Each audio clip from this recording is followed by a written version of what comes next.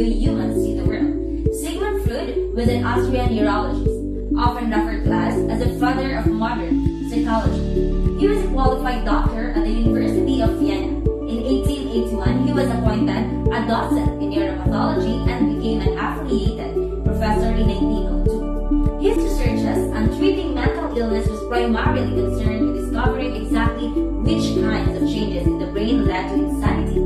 Since in these times, people believed that what makes a person mentally ill is because it has a physical illness in its brain. But this view changed when Freud developed psychoanalytic theory of personality. My assignment is so hard. I'm not even familiar with Sigmund Freud. When I get home, I will research about him and the contributions he did on how we see the world today.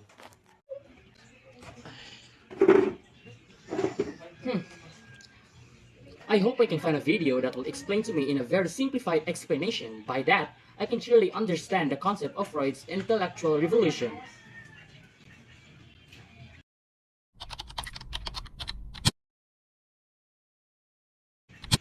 What is psychoanalytic theory? Freud suggested that there are internal conflicts between what we desire. According to Freud's psychoanalytic theory, the ID is the primitive and instinctual part of the mind that contains sexual and aggressive drives and hidden memories. The superego operates as a moral conscience, and the ego is the realistic part that mediates between the desire of the ID and the superego. For example, Mom gave me a bowl of fruit salad. Bowl of fruit salad is all yours since you love fruit salad so much. You know your sister loves fruit salad too. You should give her and don't be greedy. I know my mom gave me this fruit salad to share with my sister. I should go to her and ask her if she wants some. A person who has a strong ego has a healthy personality, and that imbalances in the system can lead to neurosis, what we now think of as anxiety and depression and unhealthy behaviors. According to Freud, the conflict between the id, ego, and superego starts in our internal unconscious conflict. The unconscious was his most revolutionary idea. However, today it's perhaps one of the least discussed topics. However, we already knew that we didn't have complete control over what happened to us.